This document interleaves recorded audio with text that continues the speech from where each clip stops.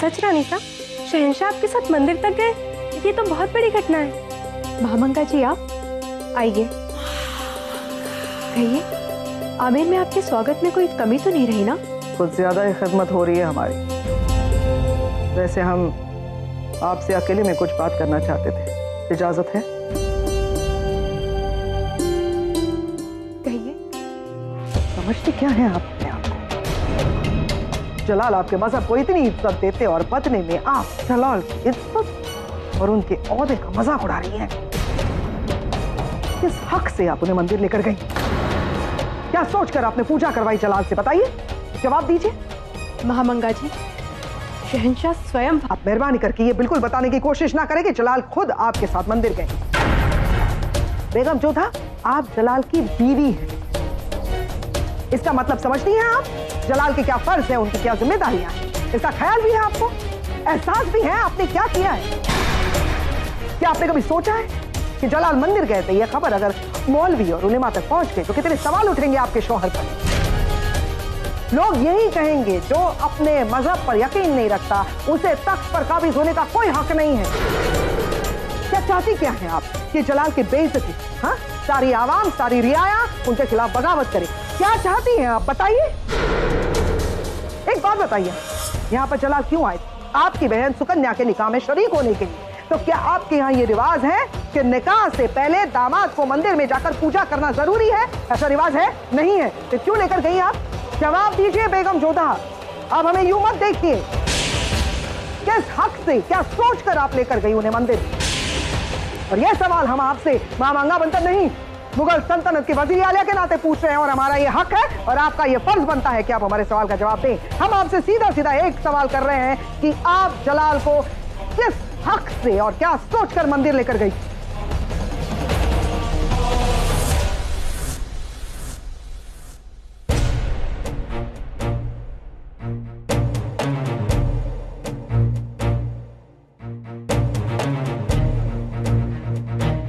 आपकी सांस भराई है, पानी पी लीजिए और शांत रहिए।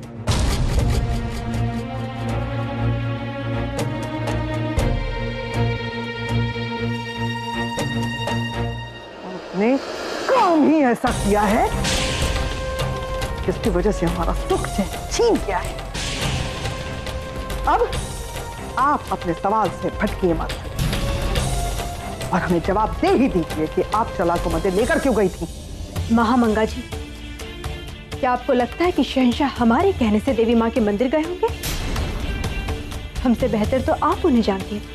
तो इतना तो जानती होंगी, शहंशाह उन्हीं की सुनते हैं जिनकी वो सुनना चाहते हैं, और जिनकी नहीं सुनना चाहते उसे अनसुना कर देते हैं। अब हमसे कहते हैं कि हमें अपने कर्तव्यों को निभाना चाहिए, तो एक बेगम होने के नाते हमारा कर्तव्य है कि हम बादशाह से कोई भी प्रश्न ना करें। परंतु आप कर सकती हैं, आप उनसे प्रश्न भी कर सकती हैं और उन्हें उसका उत्तर भी देना होगा, भले ही बड़ी अम्मी जान के नाते दें या फिर इस सल्तनत की वजीर आलिया समझ के। तो आप ही उनसे पूछिए कि क्यों वो हमारे साथ देवी माँ के मंदिर गए थे। चंदा, महामंगा जी को शहंशाह के पास लेकर जाओ। आमेर में नहीं है ये, मार्ग ढूंढने में कठिनाई हो सकती है इन्हें।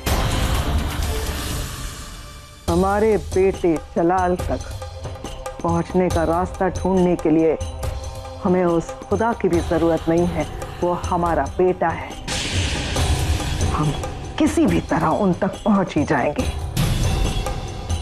अपने होचरे से हमें निकाल बाहर कर रही हैं आप। अपने माए के आमेर के सरजमीन पर खड़ी होकर आपने आज हमारे साथ जो ये नई हरकत की, बेगम जो था ये हम पर उधार रही। सारी दुनिया जानती है महामंगा किसी का उधार नहीं रखती। ये उधार भी हम चुकाएंगे अपने तरीके से।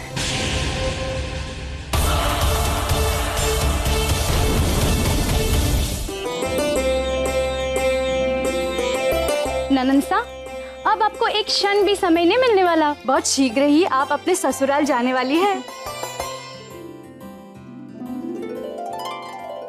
अरे जीजी, कहाँ रह गई थी आप?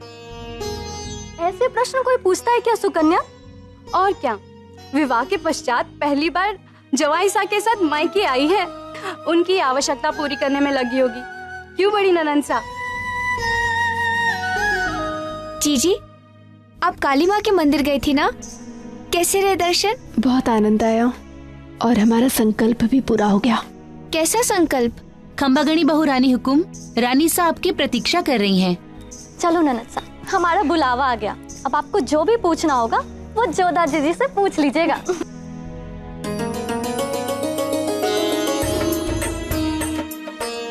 जीजी, कैसा लग रहा है सुकन्या, नए संबंध में जुड़ने वाली हो?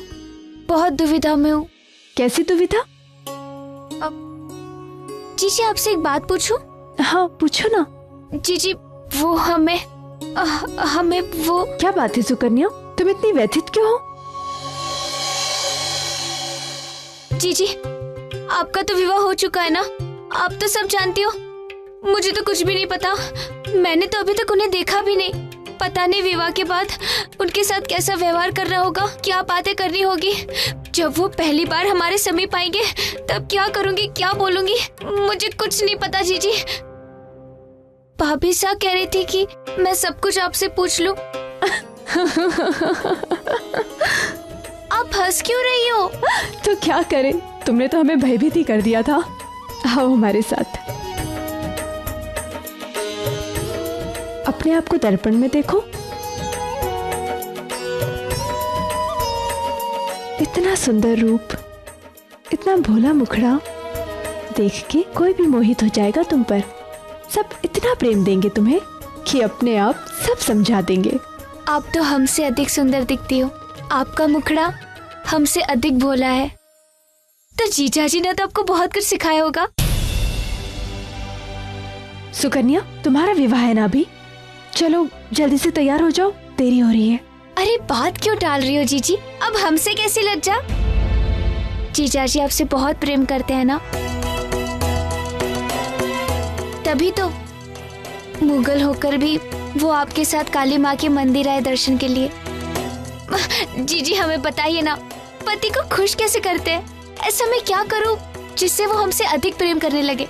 सुकन्या, हम नहीं जानते। क्या? हाँ, हम तुम्हारे इस प्रश्न का उत्तर नहीं दे सकते। इसका मतलब आपकी और शहंशाह के बीच अब तक? सुकन्या, कुछ संबंध बिल्कुल भिन्न होते हैं और विचित्र भी। रीति नीति से संबंध जुड़ तो जाते हैं, परंतु निभते केवल सोच से है। तुम्हारा विवाह एक राजवंशी से हो रहा है, इसलिए उनकी सोच, आचार, व्यवहार सब कुछ हमारे जैसा है, जिसके कारण तुम्हें समस्या नहीं आएगी। परंतु शहंशाह और हमारा धर्म अलग है, इसलिए हमारी सोच, आचार, व्यवहार बिल्कुल भिन्न है। और अभी हमारे विवाह को समय भी तो बहुत कम हुआ है ना? जीजी, समय के विषय में मैं अधिक नहीं जानती, पर मुझे आप पर पूरा विश्वास है। और हमें ये भी विश्वास है, जिस प्रश्न का उत्तर आप आज हमें नहीं दे पाई, वो हमारी अगली भेंट में आप जरूर दे पाएंगी। और हमें विश्वास है कि हमारी बहन अब सयानी हो गई है और वो जानती है कि दो बहनों के बीच की बातें कभी किसी तीसरे को नहीं बताई जाती। वचन देती हूँ जीजी, हम दोनों के बीच में जो भी बातें हुई वो हमारे बीच में ही रहेगी।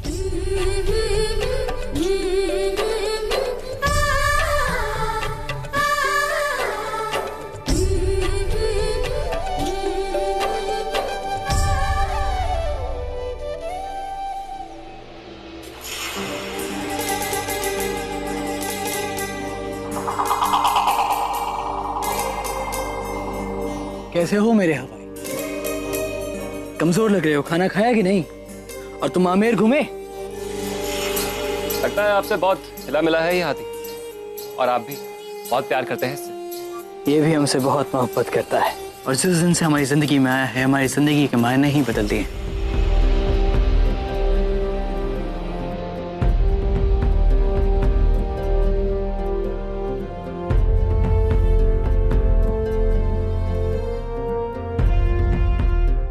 आपको जानवरों से बहुत मोहब्बत है जलाल? जानवरों की बात ही अलग है। वफादारी में इनका मुकाबला कोई नहीं कर सकता।